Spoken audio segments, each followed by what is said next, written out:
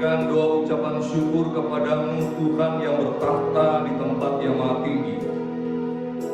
Kami sangat berterima kasih atas penyertaan dan perlindungan-Mu dalam kehidupan kami sampai pada hari ini. Kami boleh bersyukur untuk semua kebaikan-Mu yang Kau nyatakan dalam hidup kami. Kami percaya Engkau bertakhta di atas puji-pujian umat-Mu. Dan saatnya tiba kami dengarkan firman Tuhan. Urapi hamba-Mu Tuhan, dan urapi setiap jemaat Tuhan dan sahabat-sahabat yang mengikuti ibadah live streaming pada pagi hari ini.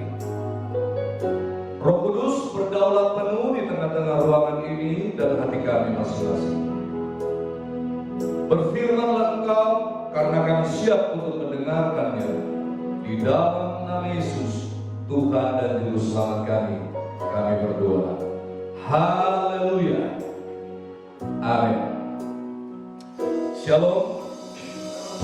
Salam sejahtera saya sampaikan kepada saudara-saudara semua, jemaat yang dikasihi Tuhan, serta sahabat-sahabatku yang bergabung dalam ibadah live streaming pagi hari ini. Saya ingin membacakan satu perikop atau satu bagian firman Tuhan yang terdapat di dalam Kisah Rasul pasal yang pertama atau Kisah Rasul pasal 1 ayat 15 sampai ayat-ayat selanjutnya. Judul dari perikop ini adalah Matias dipilih menggantikan Yudas, dalam hal ini Yudas Iskariot. Pada hari-hari itu berdirilah Petrus di tengah-tengah saudara-saudara yang sedang berkumpul itu.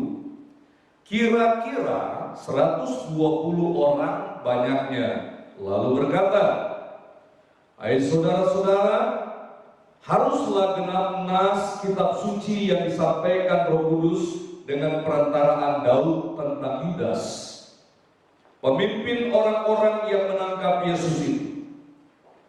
Dahulu ia termasuk bilangan kami dan mengambil bagian di dalam pelayanan ini. Yudas ini telah membeli sebidang tanah dengan upah kejahatannya. Lalu ia jatuh tertelungkup dan perutnya terbelah sehingga semua isi perutnya tertumpah keluar. Hal itu diketahui oleh semua penduduk Yerusalem, sehingga tanah itu mereka sebut dalam bahasa mereka sendiri Hakal Dama, artinya tanah darah. Sebab ada tertulis dalam kitab Mazmur, biarlah perkenaannya menjadi sunyi, dan biarlah tidak ada penghuni di dalamnya, dan biarlah jabatannya diambil orang lain. Jadi harus ditambahkan kepada kami seorang dari mereka yang senantiasa datang berkumpul dengan kami selama Tuhan Yesus bersama-sama dengan kami, yaitu mulai dari baptisan Yohanes sampai hari Yesus terangkat ke surga meninggalkan kami, untuk menjadi saksi dengan kami tentang kebangkitannya." Lalu mereka mengusulkan 2 orang, Yusuf yang disebut Barsabas dan yang juga bernama Yustus, dan Matias. Mereka semua berdoa dan berkata, "Ya Tuhan, Engkaulah yang mengenal hati semua orang. Tunjukkanlah kiranya siapa yang Kau pilih dari kedua orang ini untuk menerima jabatan pelayanan, yaitu kerasulan yang ditinggalkan Yudas yang telah jatuh ke tempat yang wajar baginya." Lalu mereka membuang undi bagi kedua orang itu, dan yang kena undi adalah Matias, dan dengan demikian ia ditambahkan kepada bilangan ke-11 rasul itu. Yang berbahagia adalah yang mendengarkan firman Tuhan dan yang melakukannya di dalam kehidupannya sehari-hari.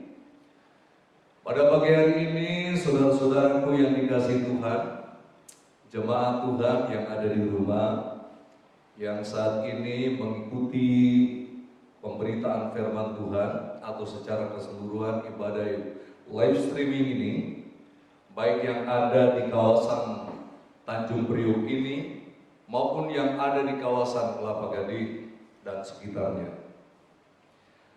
Kita patut mengucap syukur kepada Tuhan karena ternyata sampai saat ini kita tetap berada dalam lindungan yang Maha Kuasa, lindungan Tuhan yang berdaulat atas seluruh situasi dan kondisi. Dan hari ini juga merupakan hari istimewa bagi saudara-saudara kita sebangsa dan setanah air, umat muslim yang ada di Indonesia, yang tepat hari ini merayakan hari mulia mereka, yaitu Idul Fitri.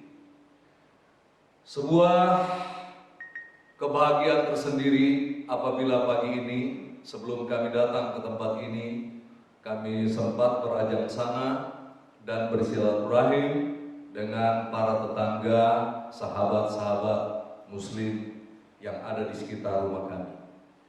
Nah, saudara-saudaraku yang dikasih di dalam Tuhan, sahabat-sahabat yang terhubung dalam siaran langsung ini, situasi atau keberadaan kita pada hari-hari ini, apabila kita kilas balik lebih dari 2000 tahun yang lalu, tepatnya di sebuah titik dunia ini atau bumi ini yang dikenal dengan pusat atau titik pusat bumi ini, yaitu Yerusalem. Ada sekitar 120 orang bersepakat untuk menantikan janji Bapa yang sudah disampaikan oleh Yesus Kristus sebelum Yesus naik ke surga, tentang mereka akan dilengkapi dengan kuasa Allah dari tempat yang maha tinggi, dengan mereka dipenuhi oleh Roh Kudus tentunya. Nah, di hari-hari tersebut, antara hari kenaikan Tuhan Yesus dan hari Pentakosta, murid-murid Yesus itu berkumpul di sebuah tempat yang seringkali dikenal dengan loteng Yerusalem. Jumlahnya kira-kira 120 orang. Apa yang mereka lakukan selama 10 hari ini? Yaitu menantikan sesuatu yang dijanjikan Tuhan. 10 hari adalah hari penantian bagi mereka. Dan di sela hari penantian ini, menjelang Pentakosta, ada satu kegiatan yang mereka lakukan, dan apa yang mereka lakukan ini sifatnya sangat krusial. Mengapa? Karena di sana terjadi apa yang disebut pemilihan, memilih seorang yang terbaik untuk menggantikan posisi Yudas Iskariot yang tereliminasi dari kerasulan atau dari jajaran rasul dikarenakan pilihan dan keputusannya sendiri. Ketika mereka menyaring dari 120 orang yang berkumpul, tentu saja dikurangi 11 rasul dan para wanita yang menjadi pengikut setia Yesus. Karena rasul-rasul itu semuanya laki-laki. Bukan berarti Yesus itu melakukan diskriminasi gender, bukan. Karena terbawa pada sistem patriark bahwa yang sangat diutamakan untuk sebuah pelayanan besar yang harus berhadapan dengan berbagai macam risiko membutuhkan orang-orang yang berani, dan rupanya keberanian ini seringkali diidentikan dengan kepriaan atau kelaki-lakian atau kejantanan, kurang lebih seperti itu. Oke, itu masa lalu. Yang jelas posisi yang ditinggalkan oleh Yudas Iskariot harus diganti dan diisi oleh orang lain. Dari sekian banyak murid-murid yang mengikuti Yesus, maka tersaringlah dua terbaik. Dua-duanya memiliki kualitas dan kriteria yang sama. Seperti yang sudah kita baca tadi, yang satu adalah bernama Barsabas dan nama lainnya adalah Yustus. Dan kemudian yang kedua adalah Matias. Oleh karena hanya ada satu posisi yang harus diisi, yaitu posisi Yudas Iskariot yang sudah tereliminasi, maka mau tak mau harus dipilih lagi salah satu di antara dua ini. Dan soal yang dua ini, untuk memilih satu di antara dua ini, rasul-rasul menyerahkannya kepada Tuhan yang memilih mereka. Lalu apa yang mereka lakukan? Mereka sepakat berdoa, memohon kepada Tuhan, meminta kepada Tuhan agar supaya Tuhan menentukan siapa di antara dua terbaik ini. Dan ternyata harus melewati undian, buang undi, orang punya istilah seperti itu. Dan kemudian setelah diundi, maka yang kena undi adalah Matias. Anda perhatikan tidak ada catatan dan tidak ada cerita di sana bahwa ketika Matias terpilih menjadi rasul menggantikan Yudas Iskariot, Barsabas atau nama lain Yustus tidak tersinggung. Tidak ada cerita-cerita lain yang membuat viral secara negatif tentang iri hatinya seseorang kepada terpilihnya Matias. Tidak. Kita bersyukur sama Tuhan di negeri ini masih ada satu suku, walaupun bermusuhan, tetapi apabila musuhnya dipromosikan untuk sebuah jabatan penting di negara, maka si musuh ini berbalik mendukung supaya sesama sukunya itu bisa naik. Beda dengan ada suku di Indonesia, saya nggak perlu sebut namanya. Apabila ada yang dipromosi untuk naik, yang lain berusaha untuk menyikut supaya jangan sampai terpromosikan orang yang akan dipromosikan ini. Inilah yang namanya mentalitas dan sesuatu yang mulia dan melalui sebuah pilihan yang betul-betul pilihan. Siapa yang berani menyangkal bahwa Yudas itu adalah rasul abangan atau rasul tak berkualitas? Kalau dia bukan rasul kalau dia bukan rasul yang baik, Yesus tidak akan pilih dia menjadi rasul. Tetapi di akhir langkah kehidupannya, dia telah mengambil keputusan yang salah. Makanya pada kesempatan ini saya memberikan sebuah tema sederhana. Pilihan dan keputusan terbaik. Yang terbaik. Kemarin di jemaat sudah beredar satu artikel renungan tentang yang memilih yang terbaik. Nah, saudaraku yang terkasih, intinya bahwa sesungguhnya dalam konteks peristiwa antara kenaikan Tuhan Yesus ke surga dan hari Pentakosta, ya, ada satu pekerjaan yang dilakukan oleh kelompok orang yang berhimpun di loteng Yerusalem, yang tentu saja di kalangan lingkar satu kerasulan yang namanya 11 rasul memilih. Dan kemudian Matias terpilih sebagai salah satu rasul. Nah, cerita lain dari hari kenaikan sampai hari Pentakosta untuk sekarang ini, adanya gereja-gereja melakukan doa 10 hari. Dan itu bagus. Tetapi di dalam konteks memperdalam pengertian dan pemahaman, mempererat keintiman hubungan dengan Tuhan, dan kemudian memperluas wawasan pengetahuan kita terhadap cara kerja Roh Kudus. Kalau dalam konteks itu, saya agree. I agree. Bukan I am agree. I agree. Kalau I am agree sama dengan kalau diterjemahkan saya adalah setuju. Tapi kalau I agree, saya setuju.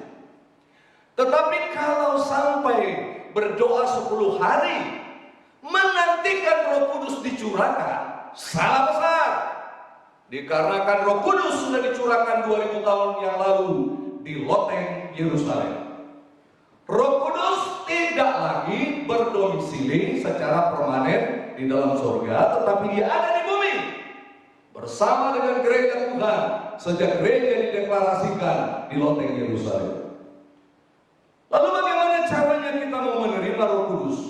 Minta dari surga atau tinggal menerima karena percaya kita? Yang jelas yang kedua, hanya dengan percaya kita tinggal terima dan membuka hati. Saya akan lebih menjelaskan di hari Minggu yang akan datang, tepat pada hari Pentakosta. Hal-hal penting saya akan sampaikan di sana. Nah, saudaraku yang kekasih di dalam Tuhan, janganlah kita salah melakukan kesimpulan dan pilihan seperti yang Yudas lakukan dalam hidupnya. Jadi ada dua cara, ada dua pelajaran yang kita dapati di dalam peristiwa ini. Pertama, rasul-rasul memilih seorang terbaik untuk menggantikan posisi Yudas Iskariot. Tapi jangan lupa kita harus tinjau juga bagaimana pilihan dan keputusan Yudas yang membuat dia mengalami kehidupan yang sangat fatal. Sampai-sampai di dalam cerita lain, di dalam Alkitab, dia bunuh diri, gantung diri. Ya, kalau di dalam Kisah Rasul ini diceritakan dia jatuh dan kemudian ada benda tajam menghantam perutnya dan kemudian terburai isi perutnya. Tetapi dalam cerita lain dia gantung diri.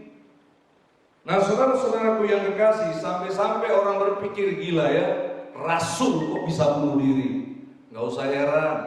Zaman sekarang ini banyak juga pendeta yang coba-coba bunuh diri. Karena terlalu stres, anak pendeta bunuh diri. Anda kan pernah dengar cerita, kalau Anda tahu, berapa tahun yang lalu, seorang pendeta besar di Amerika. Luar biasa.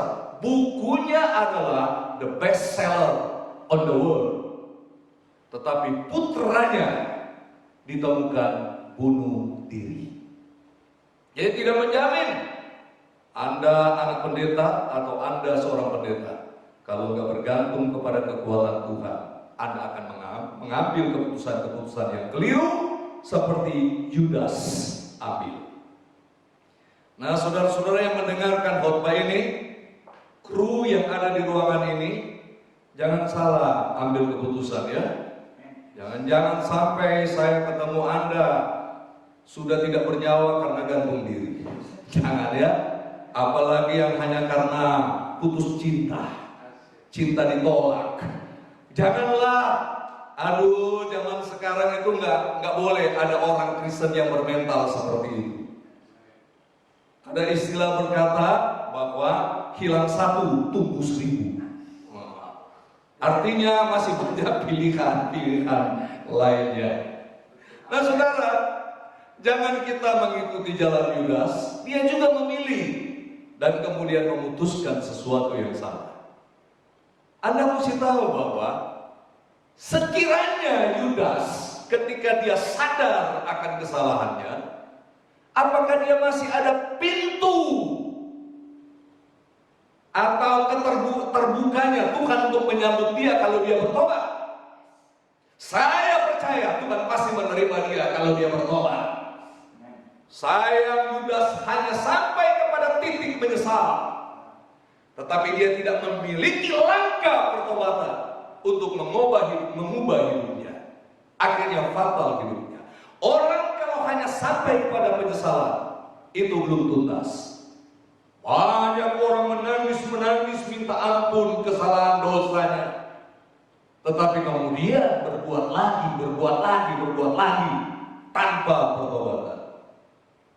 Saya mau beritahukan bahwa kalau kita mau hitung-hitung skor dosa dari Yudas dan Petrus, Simon Petrus, lebih banyak dosanya Simon Petrus daripada Yudas. Yudas mengkhianati Yesus. Petrus menyangkal Yesus. Satu mengkhianati, satu menyangkal. Tetapi kita lihat, berapa kali Yudas mengkhianati Yesus? Satu kali. Berapa kali Simon Petrus menyangkal Yesus? 3 kali. Tetapi kenapa Simon Petrus ini tetap eksis? Karena dia bertobat. Bukan hanya menyesal, tetapi dia juga bertobat. Saudara, dalam sejarah perjalanan peradaban manusia, sejak manusia mendiami bumi ini, sejak manusia pertama diciptakan, semuanya diwarnai oleh pilihan-pilihan yang berakibat, yang berisiko. Pertama kita tahu Adam dan Hawa. Apa pilihan mereka? Apa keputusan mereka? Mereka tidak taat kepada apa yang Tuhan sudah perintahkan. Resikonya mereka harus terlempar dari kemakmuran Taman Eden. Mereka harus bersusah payah mencari rezeki. Dan Hawa harus dengan penderitaan yang sangat melahirkan keturunan. Sungguh fatal karena ketidaktaatan. Kain mengambil keputusan dan pilihan membunuh adiknya Abel karena iri hatinya, sakit hatinya yang luar biasa. Dia mengambil keputusan membunuh adiknya Abel ketimbang dia menjaga, melindungi dan merawatnya. Di zaman sebelum, di zaman air bah, satu keluarga mengambil keputusan mentaati firman Tuhan, melakukan sebuah pekerjaan yang beresiko tinggi, dihujat, dimaki-maki oleh masyarakat ketika itu, yaitu keluarga Nuh.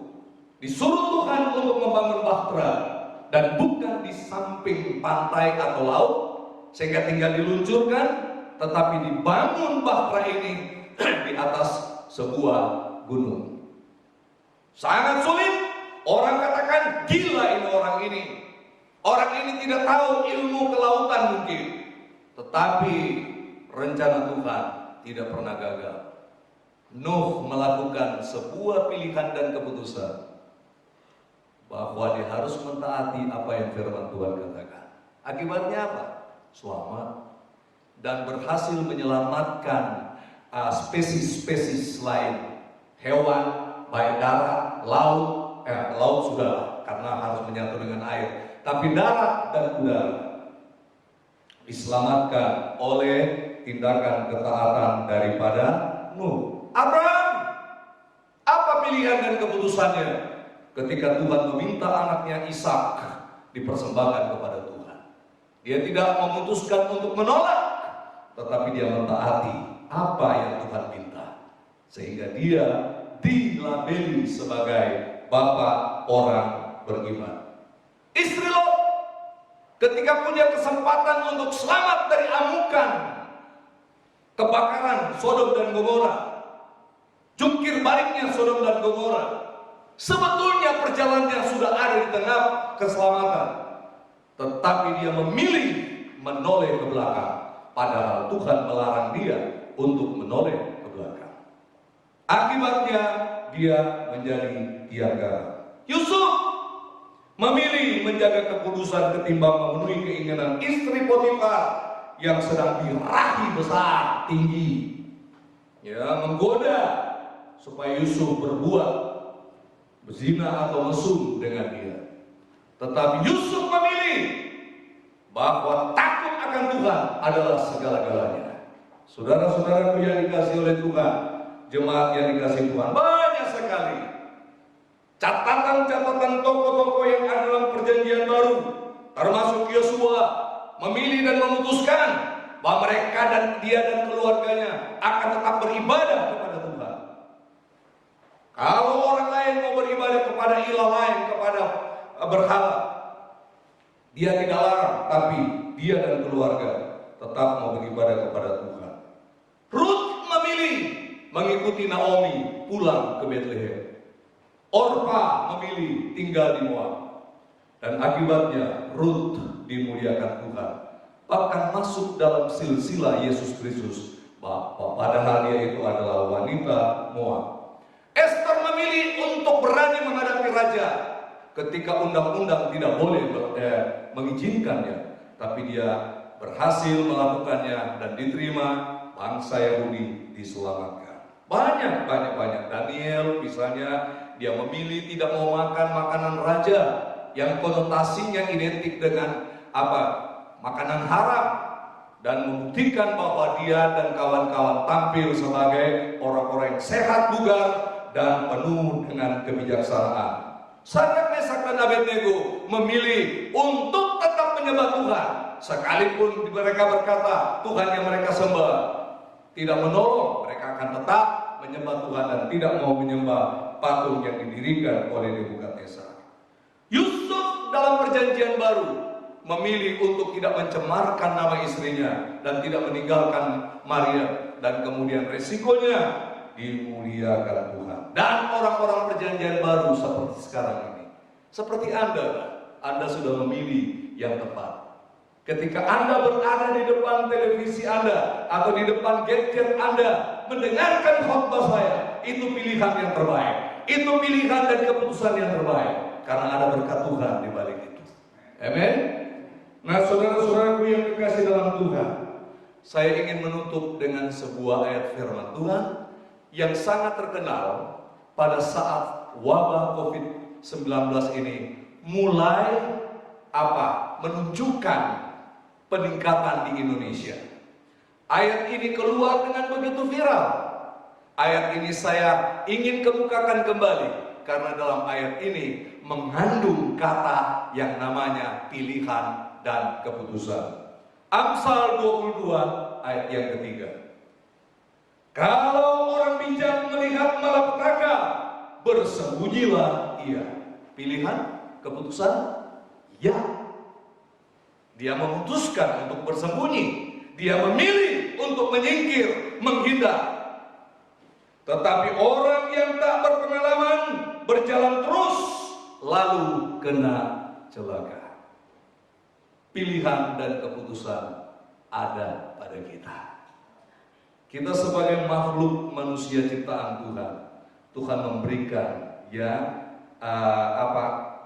kecerdasan bagi kita untuk memilih dan memutuskan yang terbaik. Ingat, kehidupan kita di masa depan cerah atau tidak tergantung pilihan dan keputusan kita hari ini. Terpujilah nama Tuhan kekal selama-lamanya. Saya cukupkan firman Tuhan pagi hari ini. Mari kita tundukkan kepala, kita berdoa untuk meresponi firman Tuhan ini. Kami bersyukur kepadamu ya Tuhan atas firman Tuhan yang sudah kami dengarkan pada saat ini.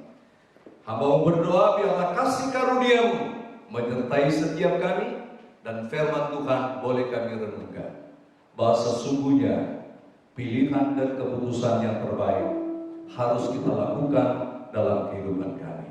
Sebagaimana rasul-rasul memilih dari sekian banyak orang-orang yang berhimpun di loteng Yerusalem, muncul 2 orang terbaik, tetapi mereka memohon kepada Tuhan biarlah Tuhanlah yang menentukan satu di antara 2 itu. Dan juga kami juga dapat belajar tentang pilihan berisiko yang dialami oleh Yudas Iskariot. Kami tidak mau mengikuti langkah-langkah seperti yang dilakukan oleh Yudas Iskariot. Salah memilih, salah memutuskan. Biarlah hikmat Tuhan bekerja berkarya dalam hidup kami. Terpujilah nama-Mu Tuhan kekal selama-lamanya. Di dalam nama Yesus kami berdoa dan mengucap syukur. Hamba-Mu selesai menyampaikan firman Tuhan, tapi Roh Kudus akan terus menjabarkannya dalam hidup kami. Dalam nama Yesus kami berdoa. Haleluya. Amin.